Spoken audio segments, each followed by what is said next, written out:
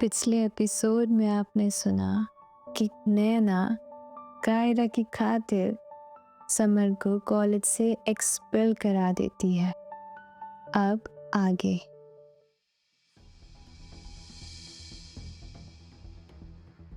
वो बड़े बड़े लेटर में प्रिंटेड नोट अब भी उसकी टेबल पर ही रखा था, जिसे देखकर उसके अंदर ऋषभ का इतनी दफ़ा उस सेम कैफेटेरिया में होना, ये सोच के भी उसके दिल में एक डर पैदा कर रहा था, क्योंकि उस लेटर में लिखा हुआ था, we will end up together. पूरे कॉलेज में उसका कोई भी दोस्त नहीं था। वो उस कॉलेज में था ही नैना के लिए। न कभी किसी के साथ दिखना, न किसी चीज़ में अपना कोई इंटरेस्ट दिखाना। बस नैना को दूर से देखता रहता था वो। नैना ने कभी कुछ कहा नहीं, क्योंकि वो बस दूर बैठे उसे देखता रहता था। न कभी उसके पास आने की कोशिश की थी, न कभी उसे परेशान किया था उसने। वो जानती तो थी कि वो ऋषभ का ऑब्सेशन थी, पर क्योंकि एक पूरा साल उसने कुछ नहीं किया था, तो उसे लगा कि अपना लास्ट ईयर भी वो शांति में ही निकाल लेगी। पर शायद ये उसकी गलतफहमी थी। पार्किंग लॉट में जो कुछ भी हुआ, उस दिन के बाद से ही ऋषभ कॉलेज नहीं आया था, और कॉलेज से मिले उसके घर का एड्रेस, उस पर भी ताला लगा हुआ था। ऋषभ की फैमिली में भी कोई नहीं था, तो पुलिस को उसे पकड़ पाने में भी मुश्किल हो रही थी। ये सब जानकर नैना के पापा ने स्ट्रिक्ट ऑर्डर दिए थे उसकी सिक्योरिटी बहुत टाइट रखने की। इसके कारण ही नैना बिना गार्ड्स के बाहर नहीं जा सकती थी। पुलिस भी ऋषभ के पीछे हाथ धो के पड़ी हुई थी, और थैंकफुली जब से पुलिस इन्वॉल्व हुई थी, उसके फैमिली के पावर के कारण नैना के ऊपर उस दिन के बाद से कोई और अटैक्स नहीं हुए थे। पर वो चेहरा छिपाए ऋषभ का उसे रेयर व्यू मिरर से अजीब सा बाय करना और गाड़ी में ये नोट चिपकाना, वो भुला नहीं पा रही थी। उसका इंट्यूशन इतने दिनों से कह तो रहा था कि कोई नज़र थी जो उसे देख रही थी, उसे फॉलो कर रही थी, पर उसने पार्किंग लॉट के हमले के बारे में कभी अंदाज़ा भी नहीं लगाया था। ऑब्सेशन को प्यार मान लेना हमेशा से ही डरावना था, और अब जब वो उसे फेस कर रही थी, उसे समझ आ रहा था कि जब तक ऋषभ पकड़ा नहीं जाता, उसे सबसे स्पेशली कायरा से कॉलेज के बाहर दूरी बनानी होगी। बट एटलीस्ट ऋषभ कॉलेज आने की गलती नहीं कर सकता था, तो कायरा की क्यूटनेस थोड़ा ही सही कॉलेज में तो एंजॉय कर ही सकती थी। पर अफसोस वहाँ भी कायरा उसे 2 दिन से नहीं मिली थी।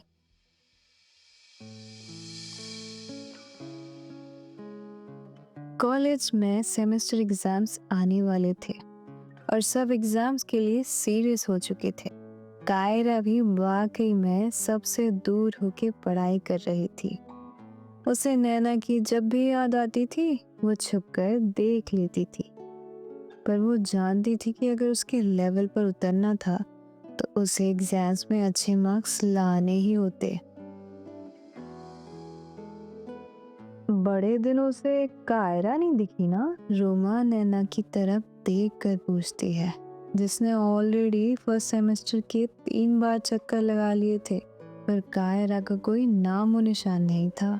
सलोनी ने भी बताया था कि वो कॉलेज आई तो थी, बट वो 2-3 दिन से उसे भी ठीक से नहीं मिल रही थी, और क्लासेस भी अटेंड नहीं कर रही थी।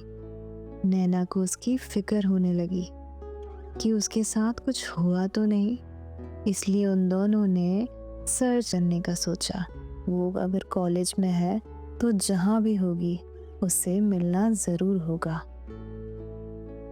कायरा के कॉलेज लेट ज्वाइन करने से उसको आगे का कुछ समझ नहीं आ रहा था, इसलिए वो क्लासेस जाकर और कंफ्यूज होने के बजाय लाइब्रेरी के सबसे कोने की टेबल पर बैठकर कुछ सिंपल बुक से समझने की कोशिश कर रही थी।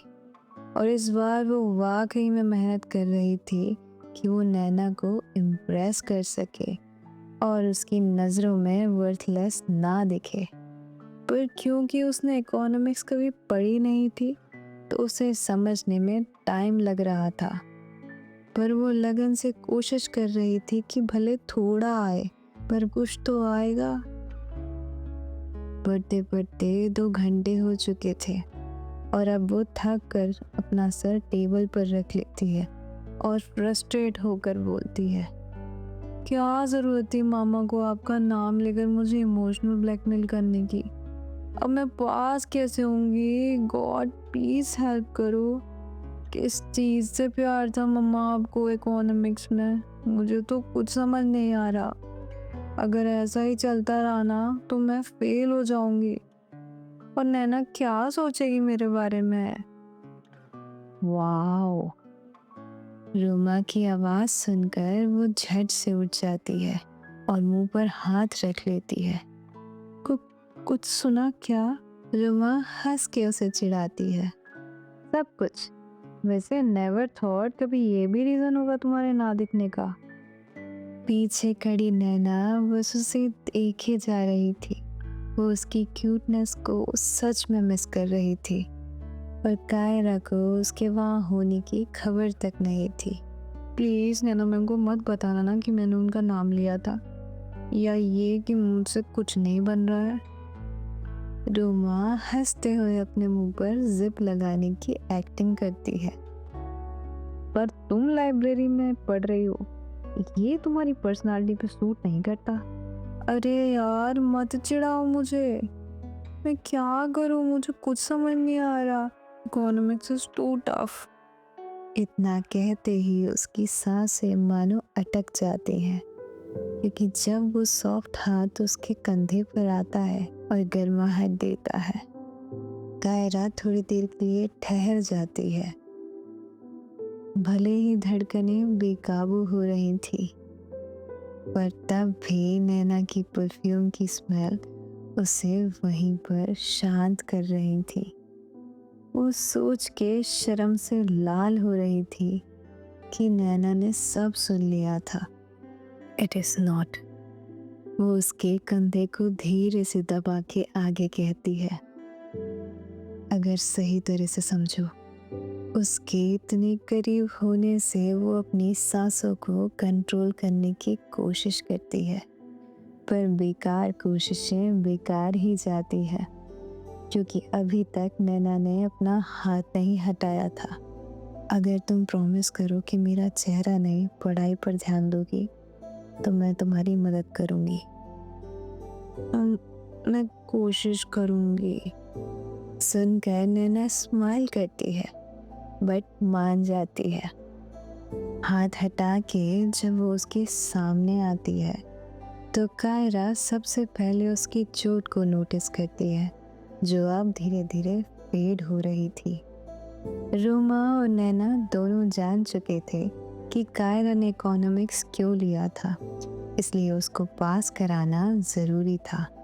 वो कायरा का उसका नाम लेना और बाकी बातें नज़रअंदाज कर देती है क्योंकि अभी फोकस उसे इकोनॉमिक्स समझाना था। ओके, लास्ट पीरियड में मुझे मेरी क्लास में मिलना। और वो उसकी सारी बुक्स को एक साइड करके लाइब्रेरी में से एक पतली सी किताब उसकी टेबल पर रख देती है।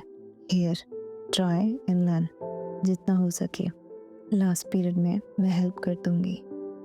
ऐसा कहकर वो फिर से उसकी बोतल से पानी पीकर चली जाती है और हाय रे कायरा, वो बस देखती रह जाती है।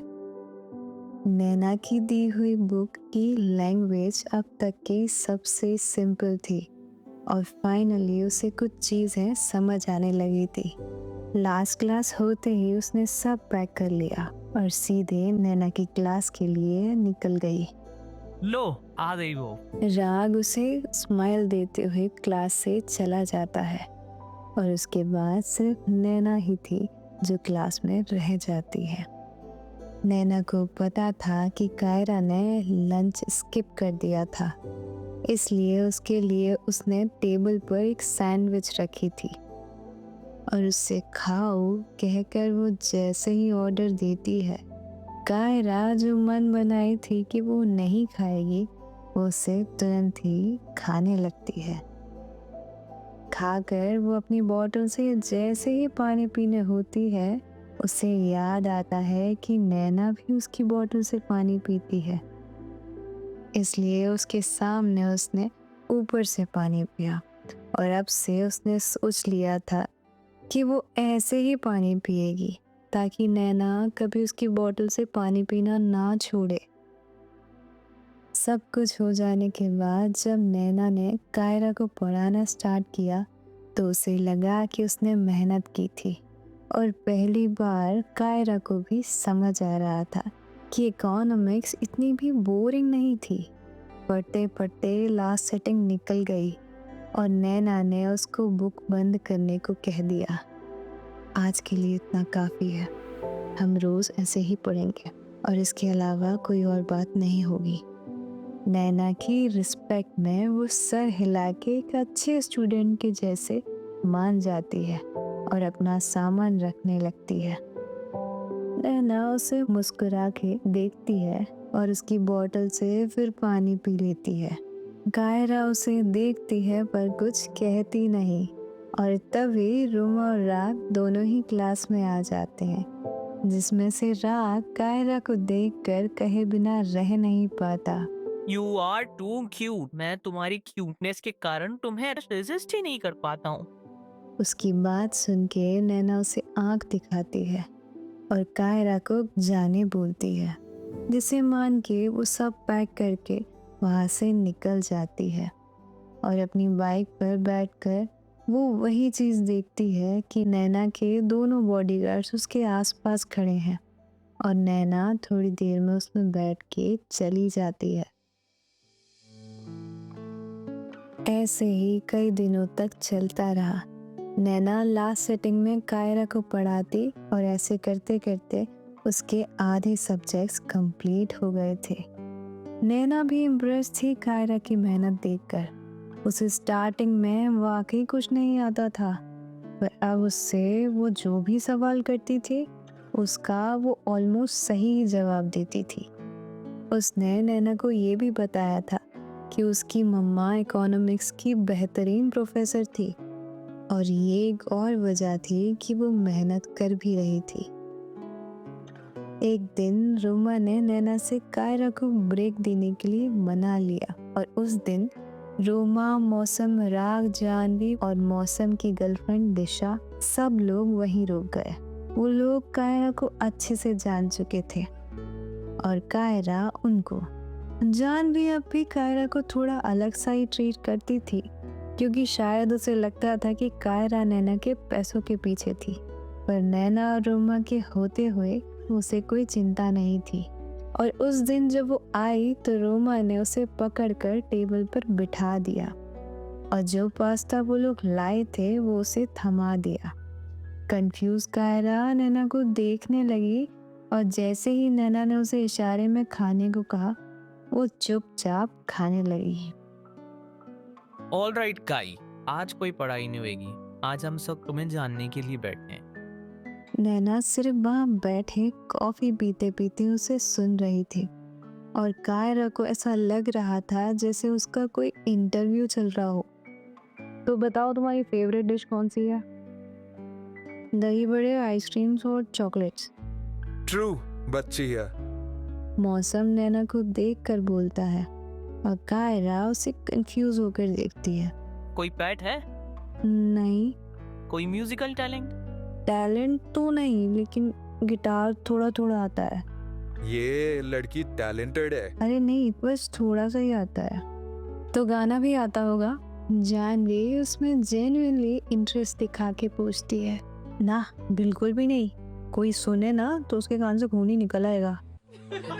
उसकी बात सुनकर सब हंसने लगते हैं। Okay, so your dream? पता नहीं। पता नहीं तो कुछ पसंद तो होगा ना। तो क्या पसंद है तुम्हें? स्पोर्ट्स और वीडियो गेम, बहुत सारे। अच्छा, कौन सा फेवरेट है तुम्हारा? और सवाल पूछते पूछते टाइम बीत गया, पर उन लोगों के क्वेश्चंस खत्म ही नहीं हो रहे थे। और हद तो तब हो गई जब उन लोगों ने शादी तक क्वेश्चन पहुंचा दिए। तो शादी करोगे कि नहीं? शायद रोमा ने जानबूझ के सवाल किया था। पॉसिबल हुआ तो हाँ। क्यों पॉसिबल नहीं होगा?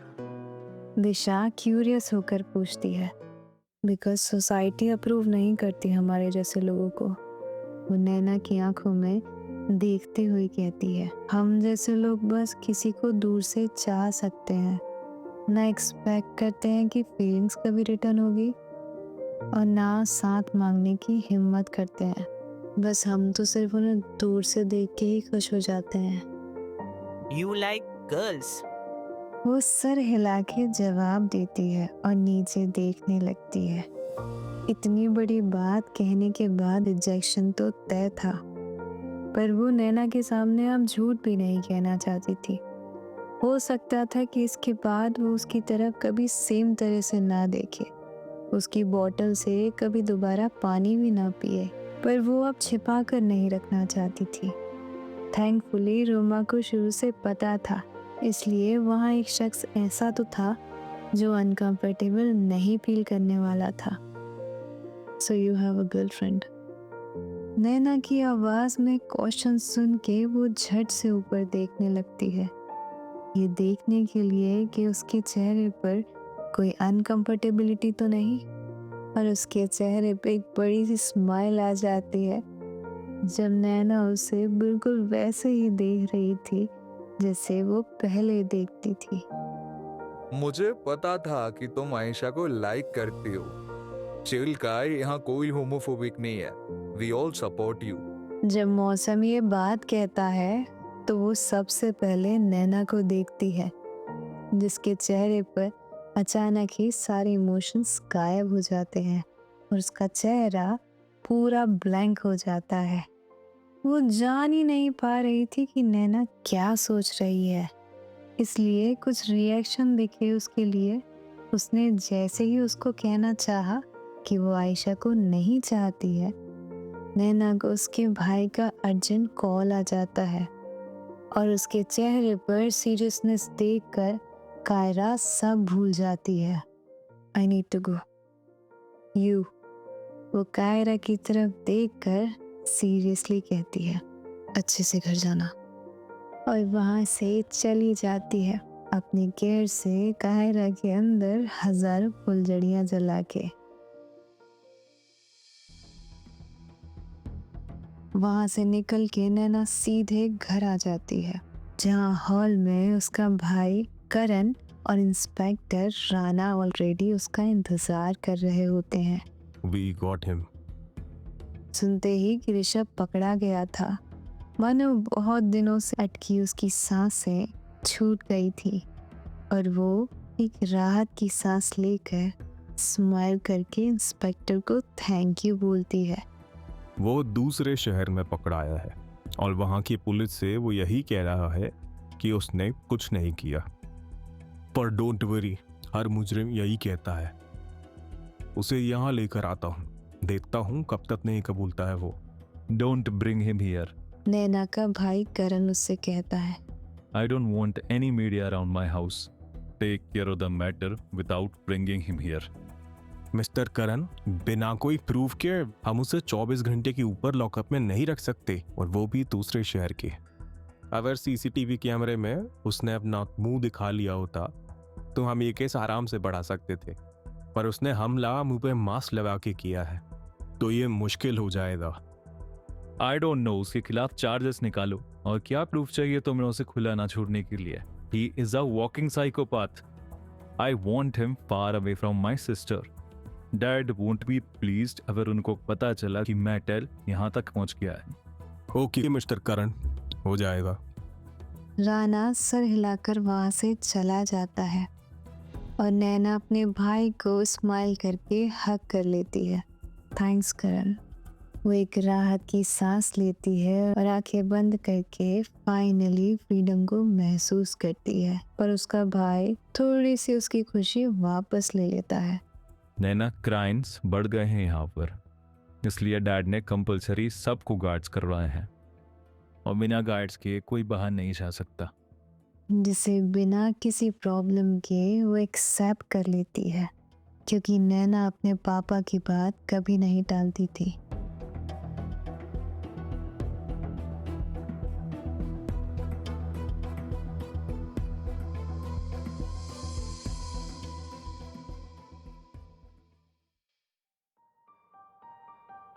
अब जब ऋषभ पकड़ा गया था, क्या कायरा नैना के करीब आ पाएगी, या ये नैना की जिंदगी के तूफान की शुरुआत थी? जानने के लिए सुनते रहिए द हेड गर्ल।